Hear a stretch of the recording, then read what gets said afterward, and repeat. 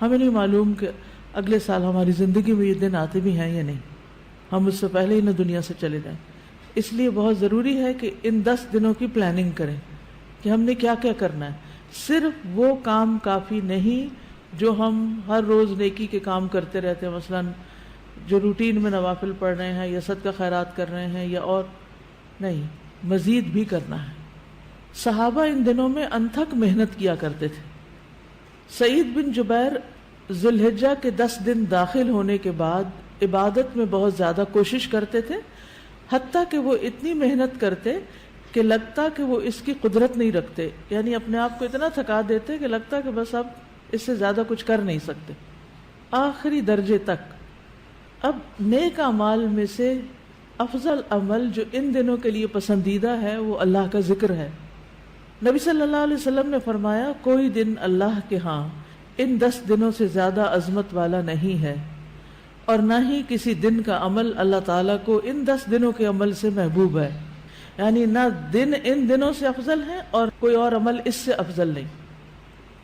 بس تم ان 10 دنوں میں کثرت سے لا الہ الا اللہ، اللہ اکبر اور الحمدللہ پڑھو، یعنی تحلیل، تکبیر اور تحمید. اب اس کے لیے یہ جو کلمہ نا سبحان اللہ والحمدللہ ولا الہ الا اللہ واللہ اکبر، یہ ان تینوں کلمات کا مجموعہ ہے اور اس میں سبحان اللہ کا اضافہ بھی ہے. اسی طرح اللہ اکبر لا الہ الا اللہ واللہ اکبر وللہ الحمد. ٹھیک ہے، اس میں بھی تینوں چیزیں آ جاتی، الحمد بھی آ جاتی ہے، اللہ کی حمد بھی آ جاتی ہے، اور لا الہ الا اللہ اور اللہ اکبر بھی آ جاتا ہے.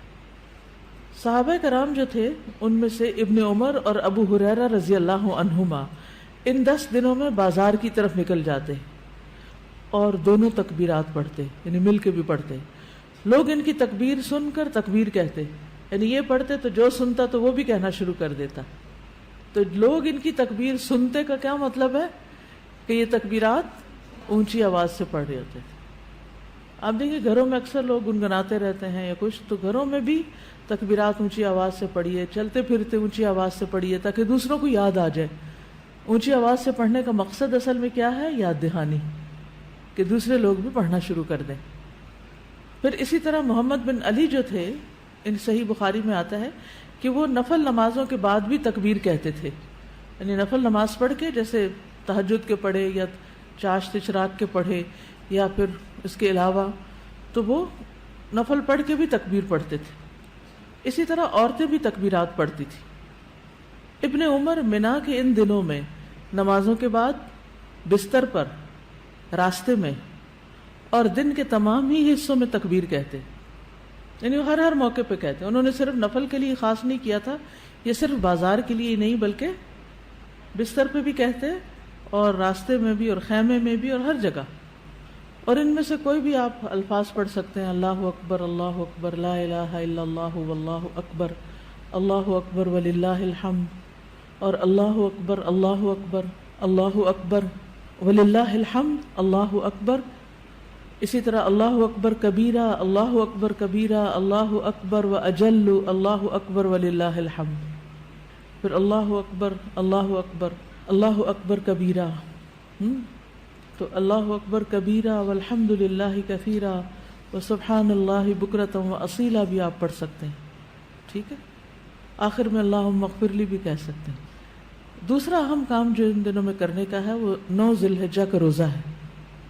اس روزے کی خاص فضیلت ہے جس سے انسان کے گناہ معاف ہوتے ہیں، اور یہ دن 1 سال گزرے ہوئے اور 1 سال آنے والے گناہوں کا کفارہ بنتا ہے. لیکن اس کے علاوہ بھی آپ باقی دنوں میں روزے رکھ سکتے ہیں. خاص طور پر جن کے رمضان کے روزے رہتے ہوں وہ ان دنوں میں قضا کر لیں. جو شوال میں نہیں کر سکے، ذوالقعدہ میں نہیں کر سکے، اب ذوالحجہ میں کر لیں.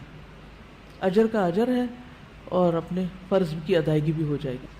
شوال کے روزے تو الگ الگ رکھنے پڑتے ہیں، لیکن یہ آپ ملا کے بھی رکھ سکتے ہیں، کیونکہ ان پہلے 8 دنوں کے روزے کو مخصوص نہیں ہے. یہ ہم نفلی روزے ثواب کی خاطر رکھتے ہیں، لیکن اگر قضا رکھ لیں تو بہت اچھا ہے. اور ان دنوں کا سب سے افضل عمل قربانی ہے. اقوال میں تسبیحات ہیں، افعال میں قربانی. تو مجھے امید ہے کہ آپ سب نے قربانیوں کا بندوبست کر لیا ہوگا. اگر ہر شخص الگ الگ نہیں کر سکتا، تو مل کے بھی اکٹھے ہو کے بھی قربانی کر سکتے، کیونکہ جان کا صدقہ تو کبھی بھی کیا جا سکتا ہے. تو عام دنوں میں کرنے کے بجائے ان دنوں میں انسان کر لے، ان دنوں میں پیسے جمع کرا لے. خاص طور پر غریبوں تک جو پہنچایا جاتا ہے گوشت، اس میں انسان اپنا حصہ ڈال لے. ایک طرف کیا کرنا ہے، تسبیحات کی کثرت، اور دوسری طرف کیا چھوڑنا ہے، غیبت، چگلی، تانا، فضول میں لغو باتیں، ہنسی مذاق. اپنے شر سے دوسروں کو محفوظ رکھنا، اپنی زبان سے دوسروں کو اذیت نہیں دینا، بدگمانی، تجسس، ٹوہ نہیں لگانا، آر نہیں دلانا، نفرت و بغض نہیں کرنا، ظلم نہ کرنا ہے نہ ہونے دینا ہے، کسی کو بے عزت نہیں کرنا، آر دلانا اور تانا دینے والی عادتوں کو چھوڑنا ہے. ٹانٹنگ، وہ جو عادتیں ہوتی ہیں نا، ان کو بھی چھوڑنا ہے. غصہ نافذ کرنے کی طاقت رکھنے کے باوجود اس کو چھوڑ دینا ہے. گالی گلوچ، بد زبانی، ان چیزوں سے بھی بچنا ہے. مسلمان کو ہر طرح کی اذیت دینے سے رکنا ہے.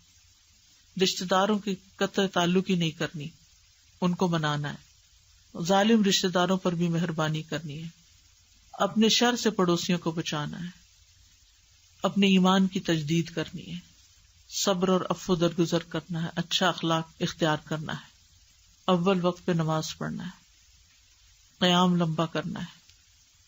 ہو سکے تو تہجد پڑھنا ہے. روزہ رکھنا ہے. حج کے لیے تو چلے گئے ہیں لوگ، ہو سکے تو حج کرنا ہے.